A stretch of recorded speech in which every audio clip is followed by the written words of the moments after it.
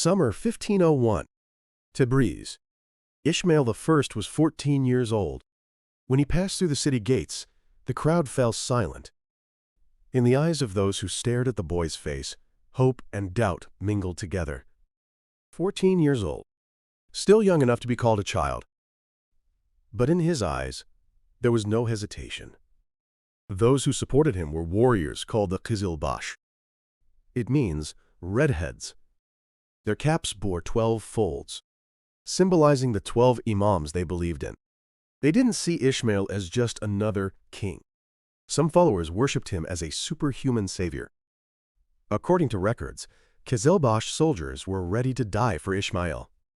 But what Ismail faced wasn't just their expectations.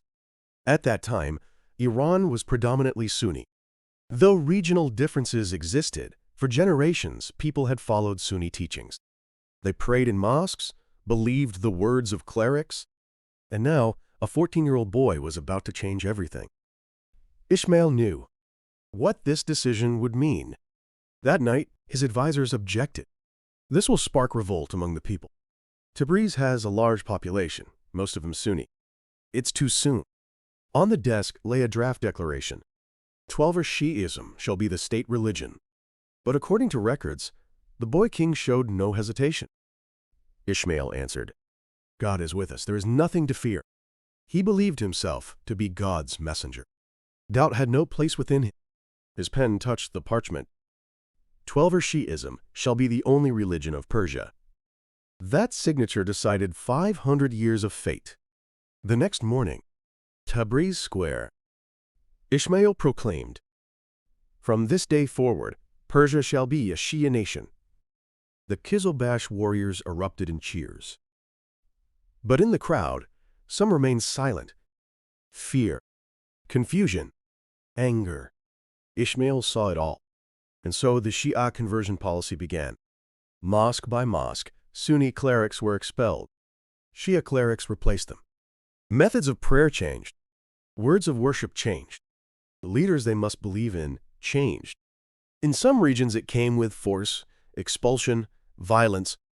Many chose conversion to preserve their lives, but some resisted. The degree of penetration varied by land and time. 1510. Ismail was no longer a boy.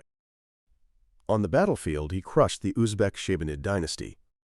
The enemy leader, Shaybani Khan, fell in battle. Victory. Safavid territory expanded. Ismail's authority became unshakable. And Shi'ism as state religion became an irreversible reality. 1524. Ismail I died at the young age of 36. The Shia state religion he decided upon at 14. State policy had turned toward Shi'ism. Complete establishment would take more time, but the tide had turned. There was no going back. But this change would deepen further in the next generation. 1588. Abbas I ascended to the throne. He, too, was young, 16 years old. But what he inherited was an empire in chaos. The Ottoman Empire was invading from the west. Uzbeks pressed from the east. The Safavid dynasty faced existential crisis. Abbas I was a reformer. He reorganized the military. Rather than relying solely on the Qizilbash, he created a new standing army. The Ghulams, palace military elites.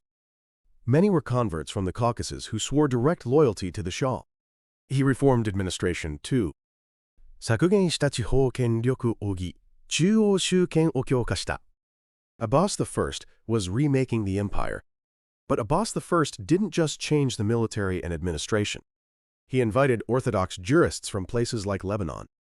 In the early Safavid period, there was fervent faith that worshipped the Shah almost like a god. But Abbas I sought to change that into a state religion that valued law and order, into an institutionalized Shi'ism where jurists held religious authority. This became the prototype of the religious system connected to modern Iran. 1598. Abbas I moved the capital from Tabriz to Isfahan. It wasn't merely a change of capitals, a strategic decision to distance from the Ottoman front line while positioning for central governance and trade, a strategic choice for security and nation building. Isfahan, the city that would be called half the world. Abbas I made Isfahan a city of beauty. Naqsh-e-Jahan Square, one of the world's most beautiful squares. Buildings surrounding it on all sides. Mosques, palaces, bazaars. All represented the pinnacle of Persian art. Blue-tiled domes, intricate geometric patterns, beauty woven from light and shadow. And art flourished. Persian carpets, works of art woven by hand, thread by thread, complex patterns, vivid colors, miniature paintings, delicate brushwork, rich colors, pictures that told stories, architecture. The fusion of Islamic architectural aesthetics with Persian tradition. All of this became intertwined with Shia culture. The reign of Abbas I. It was the golden age of the Safavid Dynasty. 1629. Abbas I died at 58. What he left behind. Territory at its peak reached millions of square kilometers. A prosperous economy. Art celebrated worldwide. And an institutionalized Shia state. Iran was no longer a Sunni nation. Shiism had become the soul of Iran. But every empire has its end. 1722. The Hotaki dynasty, an army of Ghilzai Pashtuns, besieged Isfahan. Famine. Plague. Despair. The city, once called half the world, was collapsing. With the fall of Isfahan in 1722, the Safavid dynasty effectively collapsed. After nominal continuation, in 1736, Nader Shah established a new dynasty. The Safavid dynasty was completely finished. From 1501 to 1722, effectively 221 years of history. But what Ismail I decided at 14, that didn't end. Today, estimates suggest roughly 90% of Iran's population is Shia. Sectarian ratios lack detailed official statistics, so international reports present estimated ranges.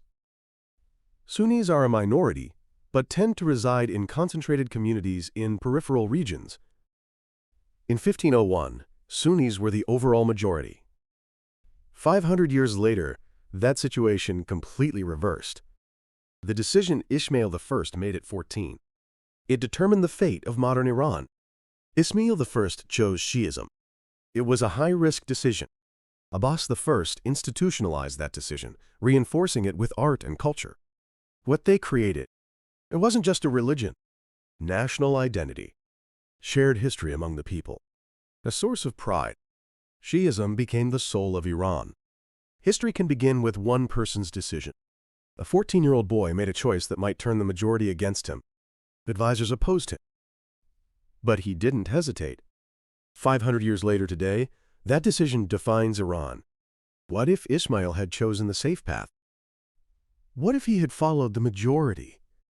Iran would be a different country today. A leader's decision can sometimes determine the fate of centuries.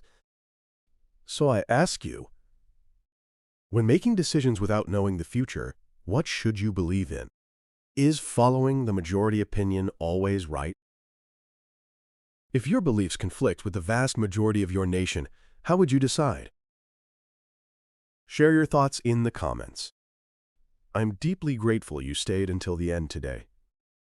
Ismail I's decision continues to influence us 500 years later.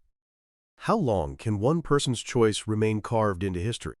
This channel will continue exploring these moments of decision that changed human history. If today's story moved you, support this journey with a subscription and a like. Until next time.